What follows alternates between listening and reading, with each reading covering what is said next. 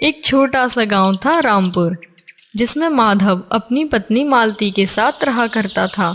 माधव के पास एक बंजर सी जमीन थी जिसमें ज़्यादा कुछ नहीं उगता था, पर जो भी उगता माधव उसी में अपने घर का खर्चा चला लेता था। अरे जी सुनिए, आप खेती से जो भी कमाते हैं वो तो सारा घर खर्च में ही लग जाता है।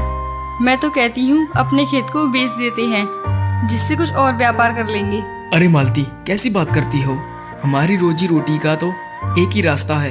यदि इसे बेच दिया तो हम खाएंगे क्या? सुनो जी, घर में थोड़ा सा भी राशन नहीं है। आते वक्त किसी से उधार पैसे लेकर राशन लेते हुए आना। ठीक है, तुम चिंता मत करो, मैं जमींदार से पैसे लेकर कुछ राशन ले ही आऊंगा। इसके बाद माधव अपना उदास चेहरा लेकर खेत चला जाता है। अरे आज तो बहुत काम है। एक काम करता हूँ, पहले खेत जोत लेता हूँ, उसके बाद ही बीज बो दूंगा। माधव कड़ी मेहनत से पूरे दिन खेत जोतने लगता है।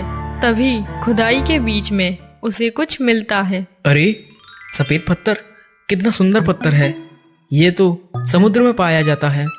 एक काम करता हूँ, इसे मैं अपने घर ले जाता हूँ, सजाने के काम तो आएगा। फिर माधव पत्थर को लेकर जमींदार के घर पैसे उधार लेने चला जाता है। अरे मंगल, आज तुझे कहा था ना सारे किसानों से पैसा मांगने को, फिर क्या हुआ? सेठ जी प्रणाम। अरे माधव, आओ अंदर आओ।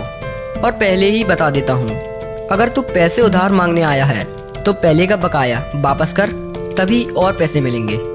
सेठ जी, पर मैं तो पैसे ही लेने आया था। मेरे घर पे थोड़ा सा भी राशन नहीं बचा। पैसे तो मैं तुझे नहीं दे सकता जब तक तू पहले का कर्जा नहीं चुकाता। जब तक मैं तुझे और पैसे नहीं दे सकता। चलो ठीक है सेठ जी, अब मैं चलता हूँ। अरे रुक, ये तेरे हाथ में क्या है? कुछ नहीं सेठ जी, ये तो बस मामूली सा सफेद पत्थर है। ठीक है, अब जाए यहाँ से। बेचारा माधव खाली हाथ लेकर ही घर की ओर चलने लगता है। सेठ जी ने अभी उधार पैसे नहीं दिए, अब मैं मालती से क्या कहूँगा? अरे जी, आप आ गए? पैसे तो लाए हो ना? नहीं मालती, सेठ जी ने अभी मना कर दिया मुझे पैसे देने से। जी, घर में कुछ था नहीं, इसलिए मैंने थोड़े से चावल बना लिए। और ये आपके हाथ में क्या है? अरे ये तो मुझे खेत में खुदाई करते वक्त मिला। ये बहुत सुंदर लगा मुझे, इसलिए मैंने सोचा क्यों ना इसे अपने घर ले चलूं। चलो ठीक है, आप हाथ मुंह धो लीजिए, मैं खाना लगा देती हूँ। फिर वह दोनों खाना खाकर सो जाते हैं। फिर अगले दिन काश मेरा भी खेत हरा भरा होता। माधव की बात पत्थर तक पहुंच जाती है और माधव खेत में चला जाता है। माधव खेत में पहुंचकर देखता है कि उसके खेत हरे भरे हो चुके थे। अरे ये मेरे ही खेत है। रात भर में इतना चमत्कार कैसे हो गया? कहीं मैं खुली आंखों से सपना तो नहीं देख रहा? एक काम करता हूँ, खेतों में पानी ही डाल देता हूँ।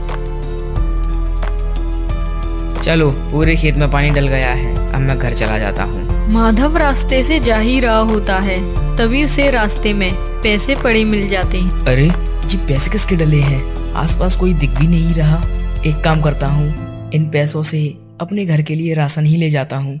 वैसे भी जिसके ये पैसे होंगे वो तो अब पता नहीं कहाँ निकल गया होगा। फिर माधव किराने की दुकान से अपने घर के लिए राशन ले लेता है। ये राशन को देखकर मालती तो बहुत खुश हो जाएगी। माधव, ओ माधव, क्या हुआ रामू भैया?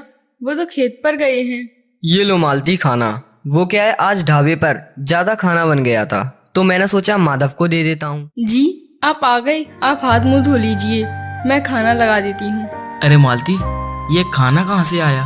और मैं तो राशन लेकर भी आया हूँ। अरे वो रामू भैया देकर गए हैं। जब से ये हमें पत्थर मिला है तभी से हमारे साथ कुछ न कुछ अच्छा होते जा रहा है।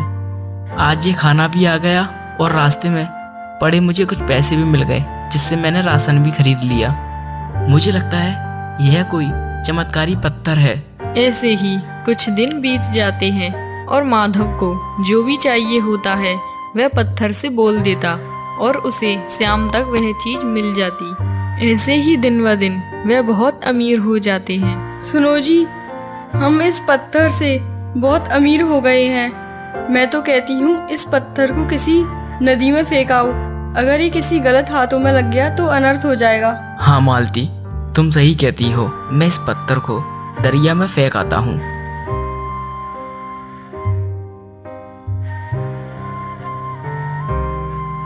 हे जादुई पत्थर, अब हमें तुम्हारी कोई आवश्यकता नहीं है।